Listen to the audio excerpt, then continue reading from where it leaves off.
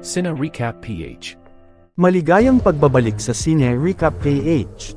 Warning, spoilers ahead. Ang pelikulang itatampok natin ngayon ay patungkol sa embahada ng Estados Unidos sa Middle East na inatake ng militanteng grupo.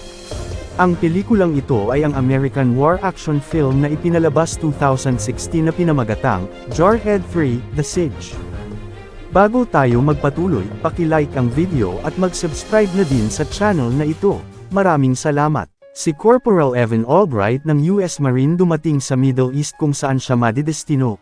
Sinundo ito ni Corporal Hansen na ipinagtataka niyang walang Humvee sa pagsundo. Sinabi ng Corporal na hindi sila makikipagdigma, kailangan nilang maging simple lang upang hindi makatawag pansin sa mga lokal. Pagdating sa embahada madalas may nagpoprotesta sa labas para palayasin ang mga Amerikano. Pero may mga nakabantay roon na local Royal Guard sa paligid ng embahada. Pinamunuan ito ni Muhammad na mapagkakatiwalaan nila sa lahat ng bagay. Protektado man ang embahada, ngunit nanganganib pa din ito anumang oras mula sa mga kaaway pero ayon sa Corporal magmula nang dumating ang ambasador na bawasan na ang kaguluhan. Pagdating sa loob ipinakilala si Albright sa lahat ng makakasama niyang Marines. Ang nagngangalang Stamper medyo mainit ang dugo kay Albright kaya pinakita na lang ng magiging partner niya ang kanilang kwarto ni Lopez. Maya-maya pa sinundo siya ni Hansen para ipakilala sa kanilang superior na si Sergeant Gunny Rains. May hawak na itong files kay Albright kaya marami na itong alam sa Corporal bago pa man dumating sa kanila at nakitaan siya ng kagalingan. Gayunpaman, hindi ipinagmamayabang ng Corporal ang kanyang kakayahan, isa lang siyang Marines na nagsilbi para sa kanyang bansa. Sa panibagong araw, naiiba ang suot ni Albright habang iniikot sa buong pasilidad ng embahada upang malaman niya ang mga pasikot-sikot. Nakilala niya roon si Kraus ang Regional Security Officer na nagtatrabaho sa Federal Department sa ilalim ng Ambassador. Ipinakilala din sa kanya si Olivia ang Digital Security Director na may hawak ng buong sistema sa embahada, pero may alam na din ito kay Albert mula sa mga records niya ngunit masyado itong pakipot. Sumunod ipinakilala si Albright sa ambassador na si Cahill. Ang dahilan kung bakit hindi siya naka-uniform ay para maging alalay ng ambassador habang nagbabasa ng istorya para sa mga batang bisita. Magmula noon umiikot na ang buhay ni Albright sa pagbabantay sa seguridad ng embahada, katuwang ng ambassador sa gawain nito at iba pang mga bagay kagaya ng pagsasanay sa pakikipaglaban kung saan nagkainitin pa sila ni Tamper na muntikan ang nagpangabutan. Sa mga sumunod na araw, sinanay ng Sergeant ang mga Marines sa posibleng mangyari sa pag-atake sa embahada upang iligtas ang ambassador. Nang magsimula ang demonstrasyon masyadong mainitan si Albright na nagmamadali na matapos ang pagligtas. Madaling narating niya ang kinaroroonan ng Sergeant bilang bihag at ginamit ang husay sa pagbaril.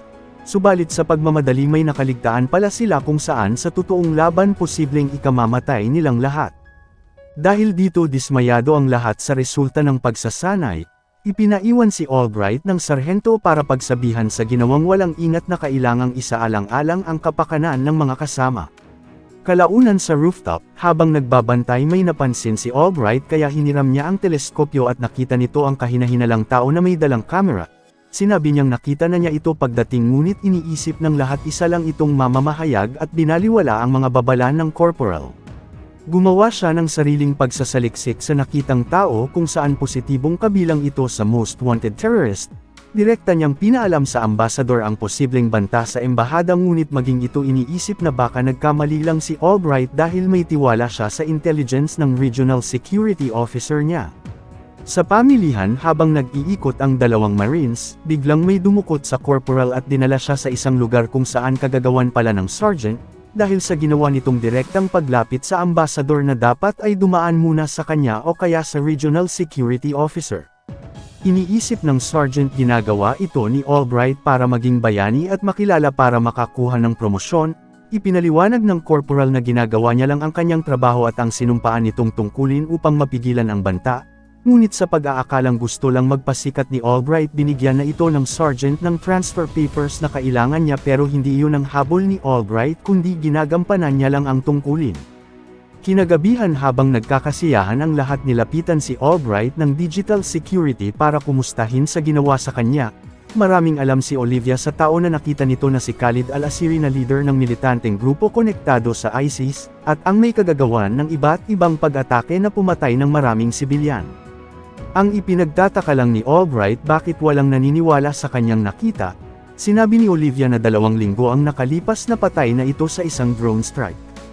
Lumipas ang mga araw, dumating si Kraus ang Regional Security Officer na may kasamang lokal. Si Albright ang nakabantay ng gate at dahil sa paghinala niya ayaw niya sana itong pagbuksan, pero napilitan din ito sa kabila ng paghihinala sa kasama nila. Pagdating ni Hansen sinabi niya ang nangyari, biglang may kung anong kaguluhan ang nangyayari sa labas, nang lapitan ng Royal Guard upang suriin napansin ni Albright ang nakitang tao at binalak na balaan ang mga bantay ngunit huli na ang lahat kung saan dumiretso ang isang van sa harapan ng embahada na sinusubukang pigilan ng mga guard. Buti na lang napatay nila ang nagmamaneho kaya sumabog ang van sa labas ng gate, pero lumabas si Khaled at ang mga kasama at sinimulan ang pamamaril. Naalarma ang mga Marines sa narinig na putukan sa labas at agad na naghanda. Nagkaroon ng matinding bakbakan sa labas ng embahada sa pagitan ng mga Royal Guards at militanteng grupo. Tinamaan si Muhammad subalit sa dami ng kalaban na dumating na paatras na ito. Sa loob naghahanda na ang lahat para sirain ang posibleng mapakinabangan ng mga militante pag napasok sila. Sinama ng ambasador ang lalaking kasama ni Kraus na si Jamal para maghanap ng pagtataguan na ligtas na lugar. Napasok na ng mga militante ang harapan ng embahada, sinubukan itong pigilan ng grupo ng Regional Security kasama si Albright ngunit napatay ang lahat at ang iniligtas niyang kasamahang Marines binawian din ng buhay. Tuluyan ang napasok ng grupo ang loob ng embahada habang sa mga oras na iyon naghahanap ng mapagtataguan ang ambasador. Mag-isa namang nakikipaglaban si Albright sa kanila at muntikan ng abutin buti na lang dumating ang sergeant at ang team para iligtas siya na ngayon naniniwala na sa mga babala niya sa tangkang pag-atake. Ipinasunog ng ambasador ang lahat ng mahalagang impormasyon upang hindi mapakinabangan, dumating doon ang iba pang Marines para iligtas sila at dinala sa safe room kung saan nakasalubong nila ang sergeant, naniniwala na sila ngayon sa sinasabi ni Albright na buhay pa si Khaled. Samantala, ang Marines Special Force nalaman ang terrorist attack sa embahada, wala ang captain para mamumuno sa operasyon dahil sa karamdaman kaya ang major na ang nagboluntaryo na pangunahan ang rescue operation. Nakapasok na sa loob ng safe room ang team kasama ang diplomats, doon nalaman na si Jamal ay kapatid ni Khaled at nagtatrabaho sa embahada bilang kanilang intelligence kaya naroon si Khalid para patayin siya. Sa ngayon kumpirmado ng patungo ang Special Force sa embahada matapos makausap ni Gunny Sergeant, nabalitaan din nilang humingi ng tulong si Mohammed na nakaligtas sa pag-atake.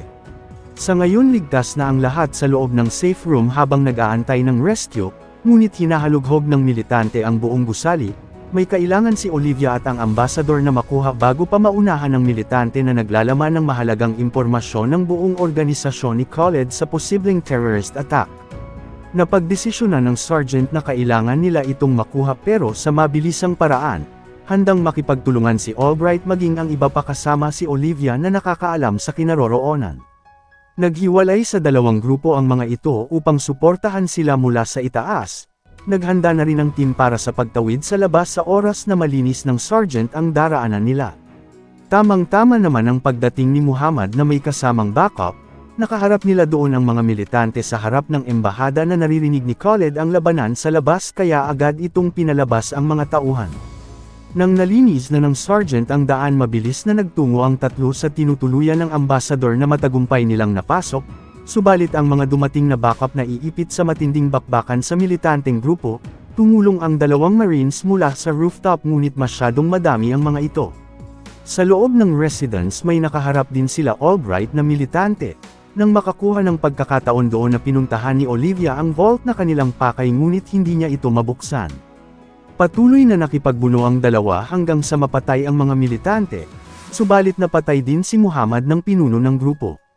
Nang mapatay ang lahat ng Royal Guards pinalabas na ng sergeant ang tatlo sa loob bago pa sila maubusan ng oras, buti na lang nagawa ding mabuksan ni Olivia ang vault at nakuha ang pakay na bag. Ngunit paglabas may mga kalaban na nakaabang sa kanila, sa tulong ng sergeant isa-isa nitong napatumba ang mga militante para bigyan ang tatlo ng daan subalit tinamaan si Gunny ng RPG sa itaas. Sa kabila nito nakatakas ang tatlo at ang kasamahan ng sergeant nakaligtas, sa loob sinisisi ni Stamper kay Jamal ang pagkamatay ng mga kasama nito, pero pinigilan siya ng kasamahan dahil pare-pareho lang din silang naiipit sa sitwasyon.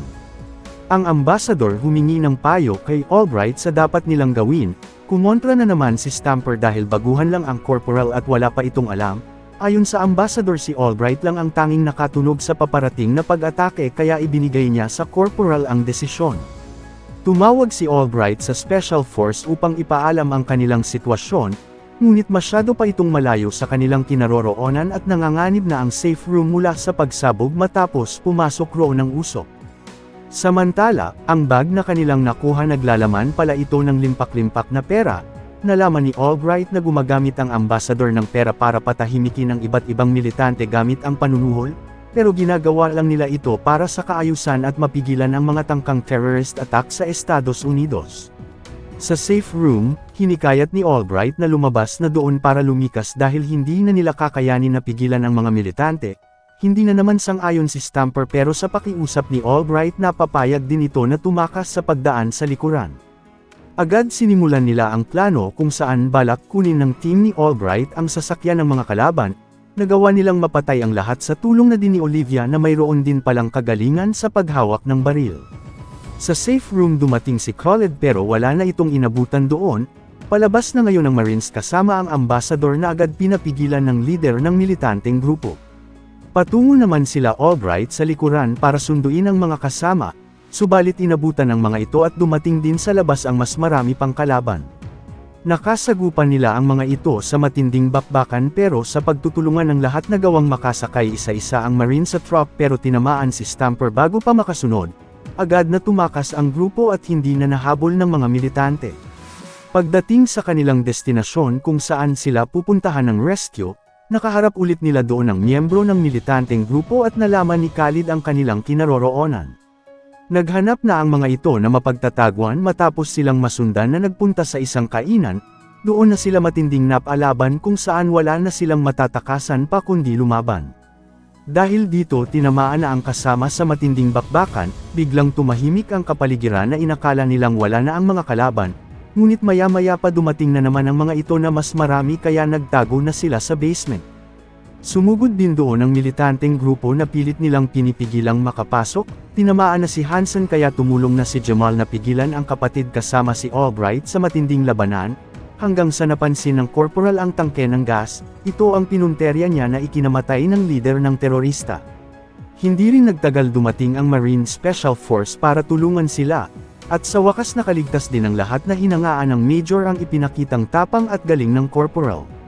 Sa huli, muling naibalik ang kaayusan sa embahada, si Albright na din ngayon ang pumalit sa napatay na sergeant at ang namamahala. Dito na nagtatapos ang ating kwento, sana nagustuhan nyo. I-like ang video at mag-subscribe na din sa channel na ito. Maraming salamat sa panunood, hanggang sa muli. Paalam!